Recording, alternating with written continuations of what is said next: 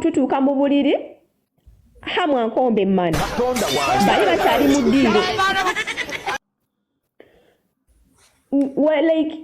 oba balinga abakiteesezzaako edda wayitawe obutikitiki butono ngolawo abasajja babiri bonna beesojjiza ekisenge ne mugamba hamu tewaŋŋambyeko nti no binene binaabeeramu awo we natandikira okukaayana ne mugamba hamu tewaŋŋambyeko kuba nali mmanyi nti hamu ŋŋenda mmulya era nali sikiinaako obuzibu ekyasinga ovaako obuzibu ŋŋenda olaba maaka ayingira ekisenge ayambala kondomu jjukira nga hamu tayambadde kondomu ali mu mana yange already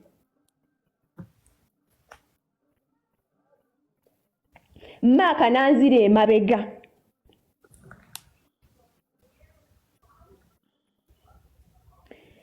era awo wentandika ne mbagala bannaye bino sijja bikola kisijja kubisobola nga maaka wawoza toli mwana muto oli muntu mukulu ye naawe gira era nalwana mpaka we nava mu buliri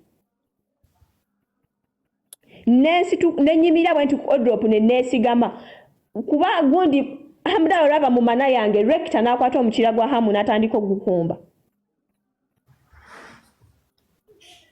eno emboozi ngikuteereddeko yes y'abantu bakulu myaka 18 okudda waggulu naye kyensinze okubeera nga njagala oyigemu nti wano oyinza ogiwuliriza n'onyumirwa n'oseka n'okuseka n'ogamba abawala basiru n'ebisigadde ng'ebyo omusango n'ogumusalira naye nga kyenjagadde oyigemu ekisinga okubeera ekikulu yengeri gye tukozesaamu emitimbagano ginene gya social media n'abantu betusisinkana ku social media botamanyi botakula nabo yes bantu bangi basisinkanyeko emikwano emirungi nga nze wano ku YouTube channel nsisinkanyeko emikwano emirungi ddala nga gisobola n'okubeera nga gikuyirawo omubiri mu ngeri emu oba endala naye abantu abo mu kuba meetinga kinyuma n'osooka obaweera ddala time ewererako ddala nange walina SMS oyinza okundaba ne ku social media n'ogamba waayo olenzi olwo nandiyagadde kino na kino biki tukwasaganye embeera naye nga tomanyi personality yange eya ddala mu reality weebeera ng'olaba waneno neegonza naye nga ndi musajja mulalamuko naddala ng'omeetinze so omuwala ono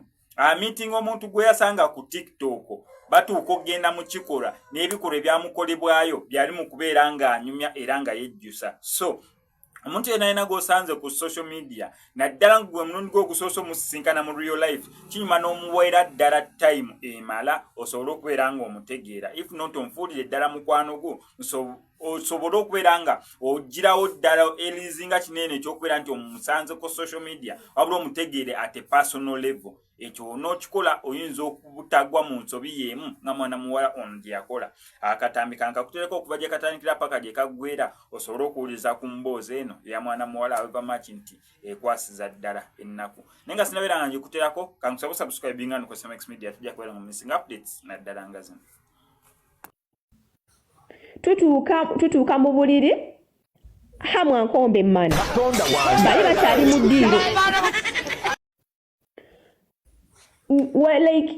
oba balinga abakiteesezzaako edda wayitawe obutikitiki butono ngolawo abasajja babiri bonna beesojjiza ekisenge ne mugamba hamu tewaŋŋambyeko nti no binene binaabeeramu awo we natandikira okukaayana ne mugamba hamu tewaŋŋambyeko kuba nali mmanyi nti hamu ŋŋenda mmulya era nali sikiinaako obuzibu ekyasinga ovaako obuzibu ŋŋenda olaba maaka ayingira ekisenge ayambala kondomu jjukira nga hamu tayambadde kondomu ali mu mana yange already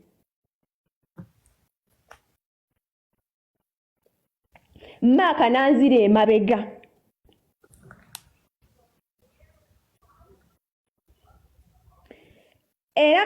era awo wentandika ne mbagala bannaye bino sijja bikola kisijja kubisobola nga maaka wawoza toli mwana muto oli muntu mukulu ye naawe gira era nalwana mpaka we nava mu buliri nenyimira bwe nti ku odrop ne neesigama kuba gundi hamudala olwava mu mana yange rector n'akwata omukira gwa hamu n'atandika ogukumba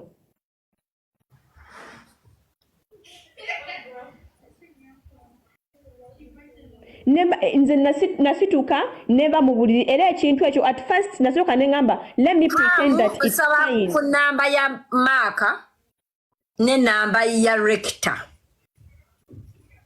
Okay, kanzi kutereko kati. Mutapinge screen, mutambuze live, mulaikinge live kubanga si ya nnyoko. Kenda mas. Nengamba maybe this thing is fine, but it wasn't fine on my side cause ekyatuukawo nali sikirabangako ate kyali tekintuukangako ku. And I admit nti I made the mistake nengenda nensanga omuntu gwe nasinkana online.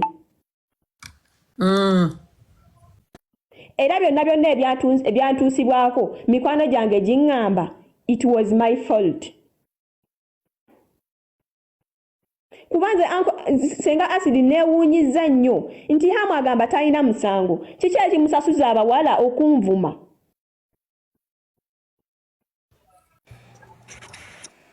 Nze nga nsasula omuntu leetayo omu gwe nasasula. Leero omuwala nkeddeko nanvuma. Nze senga asidi nali nabisirikira ne ŋŋamba kansirike kaŋŋume kambireke nefuule nga atabimanyiiko. Nezja ne mu inbox ya Hamu ne mugamba Hamu nkwegayiridde. Wabawo omuntu yenna alina akubuza ku bino ebintu mugambe tommanyi tondabangako. Naye senga asidi buli Hamu wansanga nfuula kaana ke. Nanvuma nansasebbula. Nga simanyi na nsonga envumya. Nze senga asidi nze nkubulira. Leero nsibye nkaaba ne ku mulimu sigenzeeyo. Kuba nswadde ekimala. Singa mama wange ajja ku live n'awulira nti kansime muwala wange bamuli amata kugoza mama wange agenda kuntunuulira atya.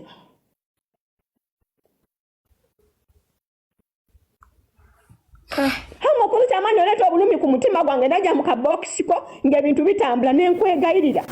Wakutya audio n'oziweereza oli omuwala.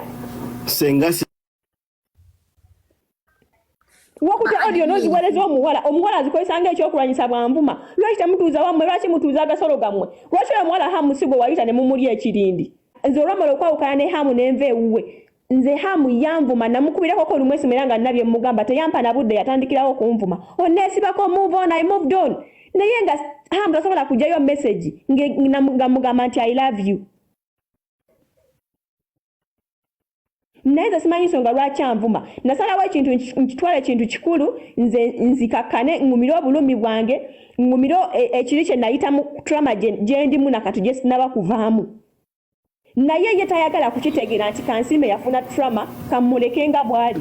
Akanya kunkomerera. Tutuuka mu buliri Hamu ankombe mmana. Bali bakyali mu ddiiro. Oba balinga abakiteesezzaako edda wayitawe obutikitiki butono ngolawo abasajja babiri bonna beesojjiza ekisenge. Ne mugamba Hamu tewaŋŋambyeko nti no bineno binaabeeramu. Awo we natandikira okukaayana. Ne mugamba Hamu tewaŋŋambyeko kuba nali mmanyi nzize nti Hamu ŋŋenda mmulya era nali